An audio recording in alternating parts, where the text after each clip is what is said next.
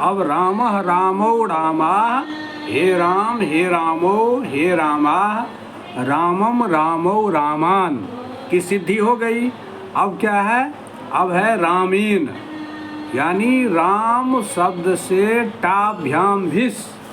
तो टा तृतीया एक वचन में क्या लाएंगे? टा। तो राम जोड़ टा और टा ngशी ngशाम इनात स्याह, टा ngशी ngशाम इनात स्याह। इस सूत्र से क्या होता है? तो टा को इन आदेश हो जाता है। ये सूत्र कहता है अदंतात टादीनाम इनादय स्यु। अदंतात इत्युक्ते अकारांतात, माने अकारांत शब्द से यदि टा रहे तो टा को इन आदेश, ngशी को आद आदेश और ngस को स्य आदेश हो जाता है। तो राम शब्द क्या है? अदंत है। तो इससे परे जो टा है तृतीया के एक वचन में, उसको इन आदेश हो गया। तो राम जोड़ इन हुआ।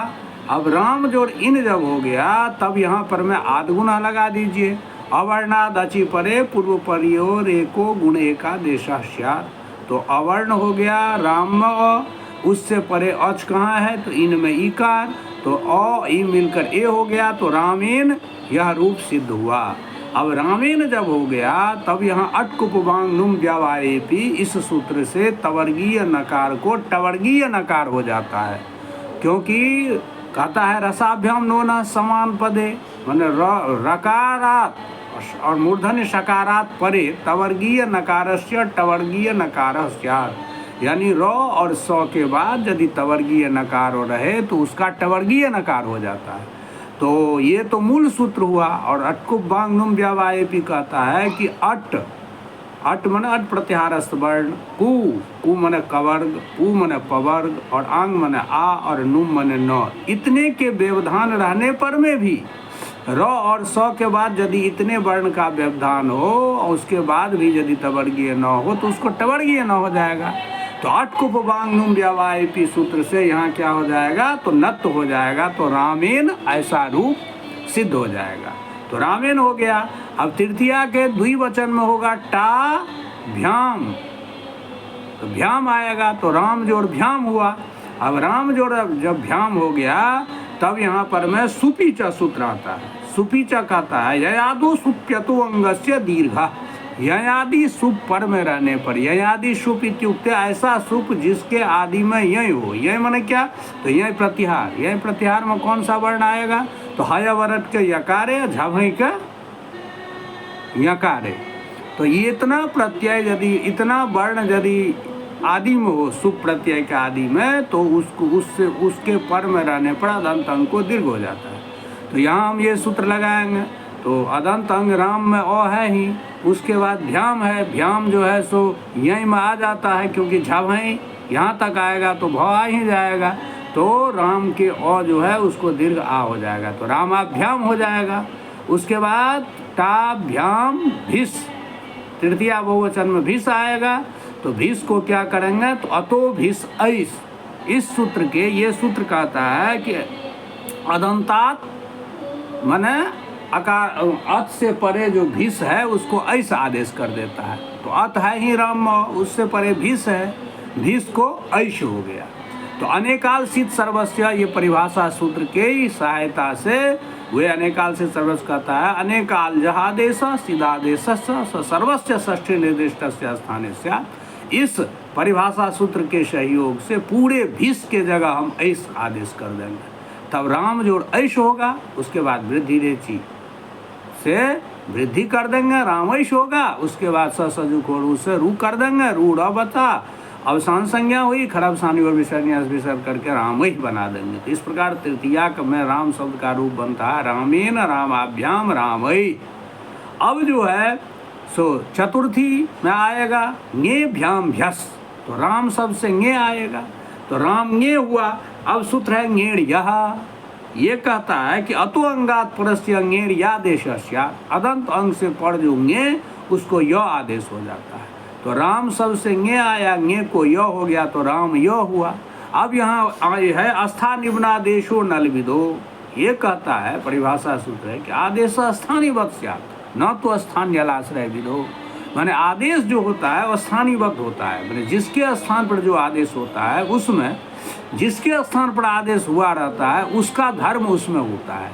तो यहाँ पर में ञे का य हुआ है तो य में भी सुप्त धर्म आ गया, यानी ञे जो है सुप के अंतर्गत, तो य में भी सुप्त धर्म आ गया। और जब सुप्त धर्म आ गया तब यहाँ पर में सुपी च सूत्र लगा देंगे, यह आदो सुप्यतोंग से दीर्घ, तो यह आदि में यो आ ही जाएगा तो अदंत अंग को दीर्घ हो जाएगा, तो राम में अ को आ हो जाएगा, तो रामाय ऐसा रूप सिद्ध होता है। रामाभ्याम पूर्ववत हो जाएगा, राम जो भ्याम है सुपी च यह आदो सुप्यतोंग से दीर्घ, यह आदि सुप है भ्याम, तो राम में जो अदंत अंग है उसको दीर्घ हो गया तो रामाभ्याम हो गया। अब पंचमी में है चतुर्थी में ङे भ्याम भ्यस, बहुवचन में भ्यस आएगा तो राम जोड़ भ्यस है।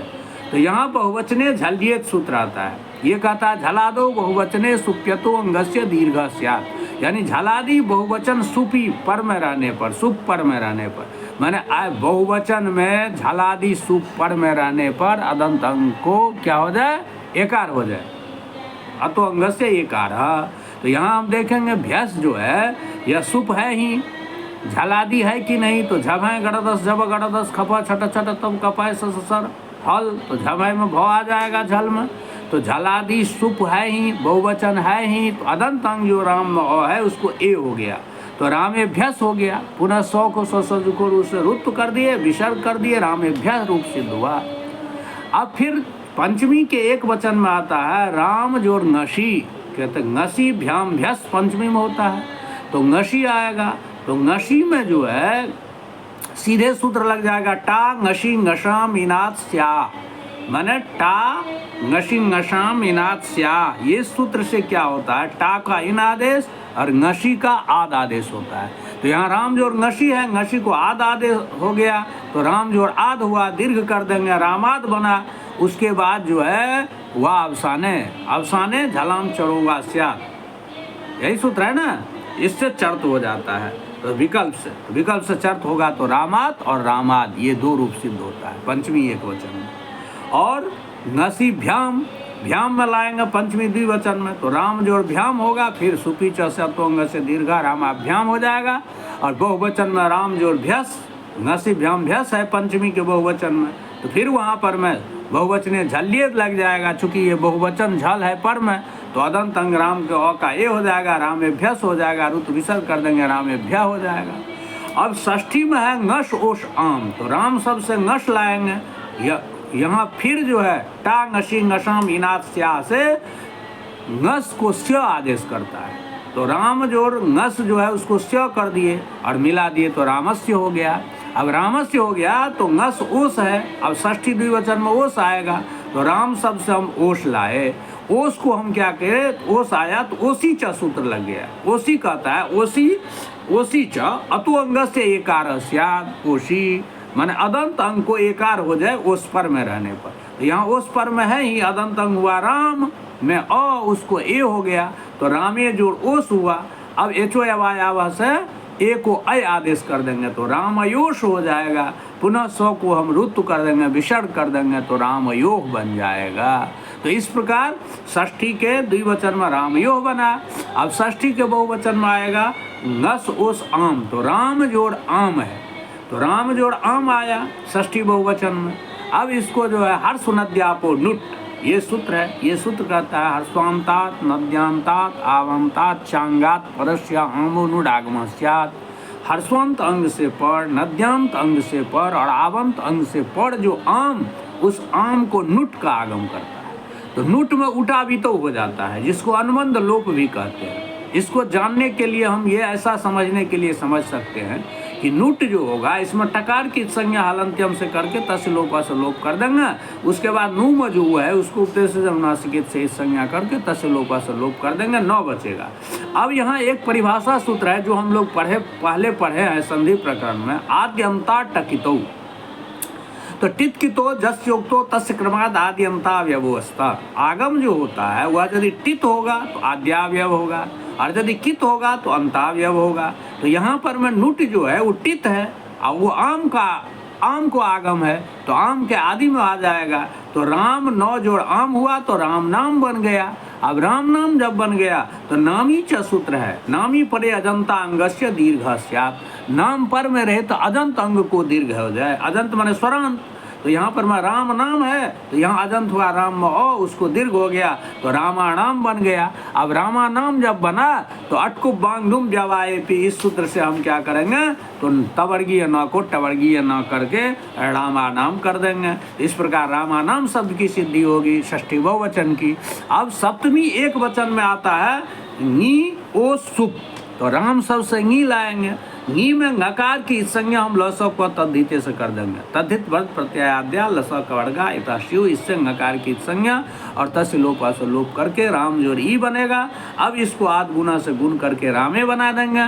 पुनः राम जोड़ ओस है, नी ओस सप्तमी द्विवचन में, तो राम ओस होगा। ओसी च से हम अदम तंग को एकार करेंगे, रामे जोड़ ओस होगा। पुनः एचो एवाय आव से रामे में एको अय आदेश रामयोश होगा। सौ को फिर रुत और विसर्ग करके हम रामयोह बना देंगे। और सप्तमी के एक वचन में, सप्तमी के बहुवचन में आएगा सुप, नी ओ सुप, तो राम जोड़ सुप हुआ। अब सुप में जो है पकार की संज्ञा हलंत्यम से कर देंगे, तसलोप सलोप कर देंगे, सु बचेगा। और बहुवचने झल्येत, झला दो बहुवचने सुप्यत्वंगस्य एकारस्या, तो अतोंग के एकार हो जाता है। झली सुप, बहुवचन के झल सुप पर में रहने पर यहाँ बहुवचन है ही और झल में स्व आएगा ही और सुप है ही, तो यहाँ राम में जो ए है, राम का अ का ए हो गया तो रामेशु बन गया। अब जब रामेशु बन जाएगा तो आदेश प्रत्ययो, ये सूत्र कहता है कि इन कवर्गाभ्याम परस्य अपदान्तस्यादेशस्य प्रत्ययावयवश्च जस्य मूर्धन्यादेशस्य।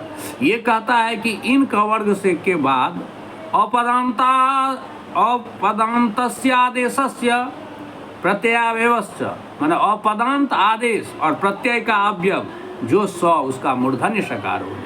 तो इस प्रकार रामे में ये जो है वह इन में आ जाएगा और दंत सकार को मूर्धन्य सकार हो जाएगा, तो रामेशु बनेगा। यानी ये सत्व विधान है। जैसे वहाँ रसाभ्याम नोना अटकुबांगनुम व्यावाएपी नत्व विधान है, रसाभ्याम नोना समान पदे, वैसे यहाँ पर में सत्व विधान है, यानी मूर्धन्य सकार करने का ये सूत्र है।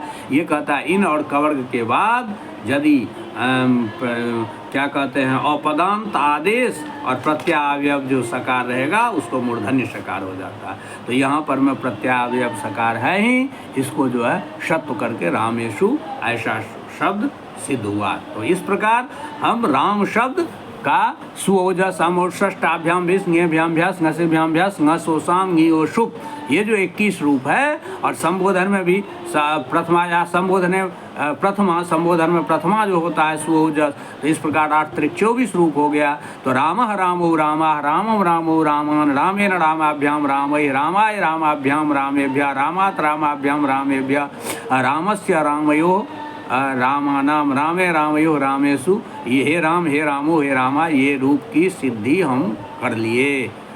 कैसे किए, तो रामः रामो रामा रामम रामो रामा रामेण रामाभ्याम रामै रामाय रामाभ्याम रामेभ्यः रामात् रामाभ्याम रामेभ्यः रामस्य रामयो रामानाम रामे रामयो रामेशु, हे रामो हे रामा। इस प्रकार शब्द का अभ्यास भी करना चाहिए, शब्द रूप का, और सिद्ध करने का भी प्रयास करना चाहिए।